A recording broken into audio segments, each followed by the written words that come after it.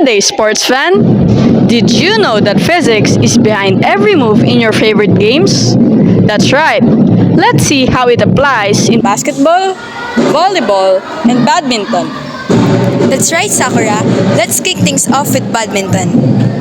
But before we start, what is the law of inertia?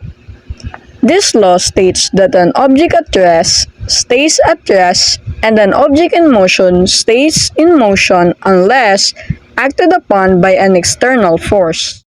Exactly. When the shuttlecock is served, it remains in motion across the net until it hits the ground or it's intercepted by the opponent. The force of the player's racket acts as the external force that changes the shuttlecock state of motion. Now, let's talk about the law of acceleration. It tells us that the acceleration of an object is directly proportional to the net force acting upon it and inversely proportional to its mass. Watch how the players strike the shuttlecock. The harder they hit, the faster it accelerates toward the opponent's side. That's a perfect demonstration of force in motion. And we can't forget the law of interaction. When the player strikes the shuttlecock, the force they apply is met with an equal and opposite force from the shuttlecock pushing back against the racket. Now, let's move on to basketball, where all three laws come into play once again. Starting with the law of inertia. A basketball at rest will remain at rest until a player picks it up or passes it. Once in motion, it will keep rolling until another force, like friction or a player's hand, acts upon it. Great point. Now, observe the law of acceleration as the player drives to the basket. The harder they push the ball, the faster it accelerates towards the hoop. Remember, the mass of the basketball affects how much force is needed to achieve the acceleration.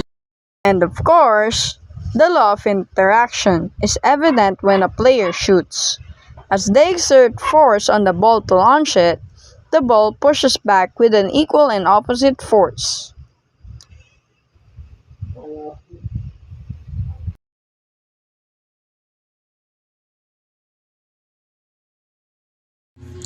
Finally, let's look at volleyball. When a volleyball is served, it stays in motion until it hits the ground or is blocked by the opposing team.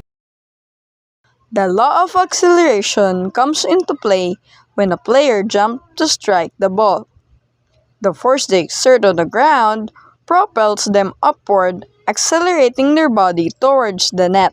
The law of interaction.